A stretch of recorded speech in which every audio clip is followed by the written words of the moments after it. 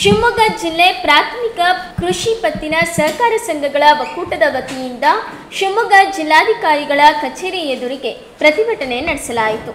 ಶಿವಮೊಗ್ಗ ಜಿಲ್ಲಾ ಸಹಕಾರ ಕೇಂದ್ರ ಬ್ಯಾಂಕ್ಗೆ ರೈತರಿಗೆ ಬೆಳೆ ಸಾಲ ನೀಡುವ ಸಂಬಂಧ ನಬಾರ್ಡ್ನಿಂದ ನೀಡಲಾಗುವ ಪುನರ್ಧನ ಸೌಲಭ್ಯದ ಮಿತಿಯನ್ನು ಕಡಿತಗೊಳಿಸುವ ಬಗ್ಗೆ ಮನವಿ ಪತ್ರ ಸಲ್ಲಿಸಲಾಯಿತು. ಈ ಸಂಬಂಧ ಡಿಸಿಸಿ ಬ್ಯಾಂಕ್ನ ಅಧ್ಯಕ್ಷರಾದ ಆರ್.ಎಂ. ಮಂಜುನಾಥಗೌಡ ಹಾಗೂ ಉಪಾಧ್ಯಕ್ಷರಾದ ಎಂ. ಮರಿಯಪ್ಪ ಅವರು ಮಾತನಾಡಿದ್ದಾರೆ.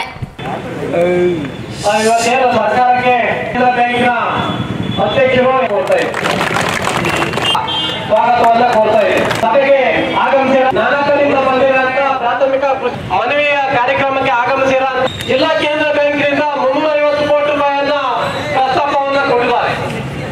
ಸುಮಾರು ಕಳೆದ ವರ್ಷ ನಾವು 1,05,000 ರೈತರಿಗೆ ಸಾಲವನ್ನ ಬೆಳೆ ಸಾಲವನ್ನ ಶಿವಮೊಗ್ಗ ಡಿಸಿ ಬ್ಯಾಂಕ್ ವತಿಯಿಂದ 174 ಸಹಕಾರ ಸಂಘಗಳ ಮೂಲಕ ಜಿಲ್ಲೆಯಾದ್ಯಂತ ಕೊಟ್ಟಿದ್ದೀವಿ ನಾವು.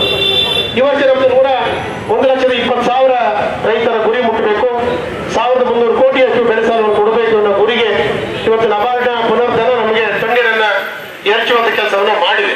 ಅದರಿಂದ ನಬಾರ್ಡ್ನ ಈ ಒಂದು ರೈತ ವಿರೋಧಿ ನೀತಿಯನ್ನ ನಾವು ಖಂಡಿಸ್ತಾ ಇವತ್ತು ರಾಜ್ಯ ಸರ್ಕಾರದ ಮುಖಾಂತರ ಜಿಲ್ಲಾಧಿಕಾರಿಗಳ ಮುಖಾಂತರ ರಾಜ್ಯ ಸರ್ಕಾರ ಮತ್ತು ಕೇಂದ್ರ ಸರ್ಕಾರಕ್ಕೆ ನಬಾರ್ಡ್ ಅಧ್ಯಕ್ಷರು ಮತ್ತು ನಬಾರ್ಡ್ನ ಚೇರ್ಮನ್ರು ಮತ್ತು ವ್ಯವಸ್ಥಾಪಕ ನಿರ್ದೇಶಕರಿಗೆ ಮನವಿಯನ್ನು ಮಾಡುವ ಕೆಲಸವನ್ನು ಇಲ್ಲಿಂದ ಪ್ರಾರಂಭ ಮಾಡಿದ್ದೀವಿ ನಾವು.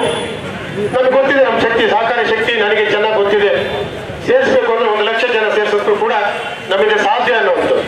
ಇವತ್ತು ನಾವು ಬರೀ ಸಾಂಕೇತಿಕವಾಗಿ ನಮ್ಮ ಜಿಲ್ಲಾ ಸಹಕಾರ ಬ್ಯಾಂಕಿನ ನೇತೃತ್ವದಲ್ಲಿ ನಮ್ಮ ಜಿಲ್ಲಾ ಸಹಕಾರಿ ಯೂನಿಯನ್ನ ಗೆಳೆಯ ನಮ್ಮ ಪ್ರಾಥಮಿಕ ಸಹಕಾರ ಸಂಘಗಳ ಒಕ್ಕೂಟದ ಸಂಚಾಲಕರನ್ನಾಗಿ ನಾವು ಮಾಡಿದ್ದೀವಿ. ಮಾಟ್ಲೂರು ಸುರೇಶ್ ಅವರ ನೇತೃತ್ವದಲ್ಲಿ ಬರೀ 1 ಜನ ಬನ್ನಿ ಒಂದು ಸೊಸೈಟಿಗೆ ಅಂತ ನಾವು ಹೇಳಿದ್ವಿ. ನಾವು ಒಂದು ಪ್ರಾಥಮಿಕ ಸಹಕಾರ ಸಂಘಕ್ಕೆ 1-2 ಬನ್ನಿ ಅಂತ ಹೇಳಿ ಸಾಂಕೇತಿಕವಾದ ಹೋರಾಟ. ಇದನ್ನು ನೋಡ್ಕೊಂಡು ಮುಂದಿನ ದಿನದಲ್ಲಿ ಬಹಳ ಪ್ರತಿಭಟನೆ ಬಹಳ ಪ್ರಬಲವಾದ ಪ್ರತಿಭಟನೆಯನ್ನು ಮಾಡಬೇಕಾಗ್ತದೆ. ಪಕ್ಷಾತೀತವಾಗಿ ರೈತರ ಪರವಾದಂತಹ ಹೋರಾಟ ನಾವು ಮಾಡದೇ ಹೋದ್ರೆ ರೈತರು ಮತ್ತೆ ಇನ್ನೆಲ್ಲಿಗೆ ಹೋಗ್ಬೇಕಾಗ್ತದೆ. ಇವತ್ತು ಒಂದು ಹೆಮ್ಮೆ ಇದೆ ಸಹಕಾರಿ ಕ್ಷೇತ್ರಕ್ಕೆ, ಜಿಲ್ಲಾ ಕೇಂದ್ರ ಬ್ಯಾಂಕಿಗೆ, ನಮ್ಮ ಪ್ರಾಥಮಿಕ ಸಹಕಾರ ಸಂಘಗಳಿಗೆ ಒಂದು ವಿಶೇಷವಾದ ಹೆಮ್ಮೆ. ಯಾರು ಮಾಡದೇ ಇರುವಂತ ಪ್ರಾಮಾಣಿಕವಾದ ಕೆಲಸವನ್ನು ಕಳೆದ 20 ವರ್ಷದಲ್ಲಿ ನಾವು ಮಾಡಿದ್ವಿ. ನಾವು 100 ಲೇವಾದೇವಿಗಾರರು ಖಾಸಗಿ ಬಡ್ಡಿ ಕೊಡುವಂತ ಜನರನ್ನ ನಾವು ಮಟ್ಟ ಹಾಕಿದ್ವಿ. ನಾವು ಅವೆಲ್ಲವನ್ನು ತಂದು ಪ್ರತಿಯೊಬ್ಬ ರೈತರು ಜಿಲ್ಲೆಯಲ್ಲಿರುವ 1.5 ಲಕ್ಷದಷ್ಟು ರೈತರಲ್ಲಿ ಸುಮಾರು 1,10,000 ರೈತರಿಗೆ ನಾವು ಜಿಲ್ಲಾ ಬ್ಯಾಂಕಿನ ಸಾಲ ಕೊಟ್ಟಿದ್ದೀವಿ. ಅಂದ್ರೆ ನಮ್ಮದಿರೋದು ಕೇವಲ 28 ಶಾಖೆಗಳು, 174 ಪ್ರಾಥಮಿಕ ಸಹಕಾರ ಸಂಘಗಳು. ಜಿಲ್ಲಾದ್ಯಂತ ಕಮರ್ಷಿಯಲ್ ಬ್ಯಾಂಕ್ ಇರುವಂತದ್ದು 300ಕ್ಕಿಂತ ಹೆಚ್ಚು ಶಾಖೆಗಳಿದ್ದಾವೆ. ಅಂದ್ರೆ ಹೆಚ್ಚಿನ ರೈತರಿಗೆ ಸಾಲ ಕೊಟ್ಟಿದ್ದಾರೆ. ಇದನ್ನ ಸರ್ಕಾರ ನಡೆಸುವಂತವ್ರು ಅರ್ಥ ಮಾಡ್ಕೊಳ್ಳದೆ ಹೋದ್ರೆ, ಸಹಕಾರಿ ಕ್ಷೇತ್ರವನ್ನು ಟೀಕೆ ಮಾಡುವಂತವ್ರು ಅರ್ಥ ಮಾಡ್ಕೊಳ್ಳದೆ ಹೋದ್ರೆ, ರೈತರ ಪರವಾಗಿ ವಿಧಾನಸಭೆ, ಲೋಕಸಭೆ, ರಾಜ್ಯಸಭೆಯಲ್ಲಿ ಚರ್ಚೆಗಳು ಮಾಡದೆ ಹೋದ್ರೆ, ಸಾರ್ವಜನಿಕವಾಗಿ ರೈತರ ಸಮಸ್ಯೆಗಳನ್ನ ಸಂಬಂಧಪಟ್ಟವರಿಗೆ ಮುಟ್ಟಿಸದೆ ಹೋದ್ರೆ ಮತ್ತೆ ಆ ಕೆಲಸವನ್ನು ಅನಿವಾರ್ಯವಾಗಿ ನಾವು ಮಾಡಬೇಕಾದಂತ ಸಂದರ್ಭ ಬಂದಿದೆ.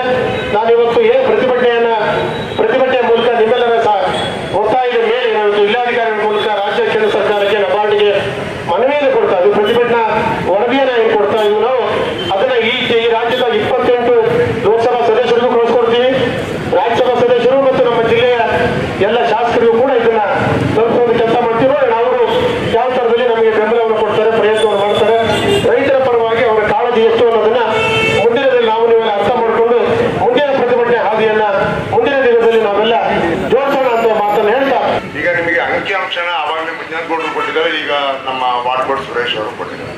ನಾವು ರೈತರಿಗೆ ಅನುಕೂಲ ಆಗುವಂತ ಕೆಲಸಕ್ಕೆ ನಾವೆಲ್ಲರೂ ನಿರ್ದೇಶಕರುಗಳು ಇಡೀ ಜಿಲ್ಲೆ ಒಳಗೆ ಇರುವಂತ ರೈತರಿಗೆ ಅನುಕೂಲ ಆಗಬೇಕು ಅನ್ನೋ ಒಂದೇ ಒಂದು ದೃಷ್ಟಿಯಿಂದ ಇವತ್ತು ಮಾಡ್ತಾ ಇರೋದು.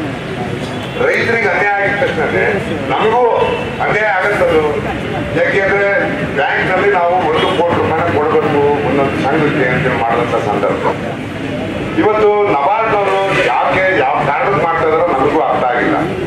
ಹೇಳ್ತಾ ಇದ್ರು ಗೌಡ್ರು, ಇಲ್ಲ ನಬಾರ್ಡ್ನವ್ರು ಕಡಿಮೆ ಮಾಡ್ತಾರೆ, ಡೈರೆಕ್ಟ್ ಹೇಳೋದು ನೀವು ಹೇಳ್ತೀರಪ್ಪ, ನಬಾರ್ಡಿಂದ ದುಡ್ಡನ್ನು ನಾನು ಕೊಡ್ತಾ ಇಲ್ಲ ಅವರು. ಇಡೀ ರಾಜ್ಯದಲ್ಲಿ ಈ ರೀತಿ ಪರಿಸ್ಥಿತಿ ಬಂದ್ಬಿಟ್ರೆ ನಾಳೆ ಡಿಸಿ ಬ್ಯಾಂಕಿನ ಪರಿಸ್ಥಿತಿ ಏನು ಅನ್ನೋದು ನಮ್ಮ ಗಮನಕ್ಕೆ ಇವತ್ತು ಹೇಳಲಿಕ್ಕೆ ಬಯಸ್ತಾ ಇದ್ದೀವಿ. ನಾವು ಏನೇ ಆದ್ರೂ ಗಟ್ಟಿಯಾಗಿ ರೈತರಿಗೆ ಕೊಡುವಂಥದ್ದನ್ನ ನಾವು ಕೊಡಲೇಬೇಕು ಅನ್ನೋ ಒಂದು ಮನದೃಷ್ಟಿಯಲ್ಲಿ ಇವತ್ತು ನಾವು ರೈತರಿಗೆ ಮಾಡುವಂತ ಅನುಕೂಲನ ಯಾವ್ದಾದ್ರು ಜಿಲ್ಲೆಯಲ್ಲಿ ಮಾಡಿದ್ದಾರೆ ಅಂತ ಯಾರು ಹೇಳಿದ್ರೆ ಸರಿ ಆದಂತ ಉತ್ತರವನ್ನು ನನಗೆ ಸಿಕ್ಕಿದೆ ಅಂತ ಹೇಳ್ತಾರೆ. ಇವತ್ತು ನಮ್ಮಲ್ಲಿ ಕೊಡ್ತಿರೋಂತ ಏನೀಗ ಲೋನ್ ಇದೆ, ಯಾವ ಜಿಲ್ಲೆಯಲ್ಲೂ ಇವತ್ತಿನ ಲೋನ್ನ ಕೊಡ್ತಾ ಇಲ್ಲ. ನಿಮಗೆ ಗೊತ್ತಿದೆ, ಉಮೇಶ್ ಕತ್ತಿ ಮಗ MP ಆದವರು ತಮ್ಮ ಅವ್ರು ಇವತ್ತು DC ಬ್ಯಾಂಕಿಗೆ ರಾಜೀನಾಮೆ ಕೊಟ್ಬಿಟ್ರು. ನಬಾರ್ಡ್ ಪರಿಸ್ಥಿತಿ ನೋಡಿ ನಾಳೆ ರೈತರು ನನ್ನ ಮನೆ ಗುತ್ತಿಗೆ ಹಾಕ್ತಾರೆ. ಆ ದೃಷ್ಟಿಯಿಂದ ನಮಗೆ ಈ ಅವಶ್ಯಕತೆ, ನನಗೆ DC ಬ್ಯಾಂಕ್ನ ಅಧ್ಯಕ್ಷರು ಬೇಡ ಅಂತೇಳಿ. ಆದ್ರೂ ಸಹ ನಾವು ಇವತ್ತಿನ ದಿವಸ ರೈತರ ಪರವಾಗಿ ಹೋರಾಟ ಮಾಡಬೇಕು, ರೈತರ ಪರವಾಗಿರ್ಬೇಕು. ಯಾವುದೇ ರಾಜಕೀಯ ಪಕ್ಷನ ಇರಬಾರ್ದು ಅನ್ನೋ ಒಂದೇ ಒಂದು ದೃಷ್ಟಿಯಿಂದ ಇವತ್ತು ರೈತರಿಗೆ ಹೋಗಿ ಆಗಿರುವಂತ ಅನ್ಯಾಯವನ್ನ ಸರಿಪಡಿಸಬೇಕು. ನಾವೆಲ್ಲರೂ ಒಗ್ಗೂಡಿ ಇಡೀ ರಾಜ್ಯಾದ್ಯಂತ ಮಾಡುವಂತ ಕೆಲಸನ ಈಗಾಗಲೇ ಅಪೆಕ್ಸ್ ಬ್ಯಾಂಕ್ ನಲ್ಲಿ ಕೂತಿ DC ಬ್ಯಾಂಕ್ ಅಧ್ಯಕ್ಷರುಗಳು ಎಲ್ಲರೂ ಇಡೀ ರಾಜ್ಯದ ಅಧ್ಯಕ್ಷರುಗಳು ಕೂತಿ ಮಂಜಾತ್ ಗೌಡರ ನೇತೃತ್ವದಲ್ಲಿ ಒಂದು ಸಭೆಯನ್ನ ಮಾಡಿದ್ದಾರೆ. ಅಲ್ಲಿ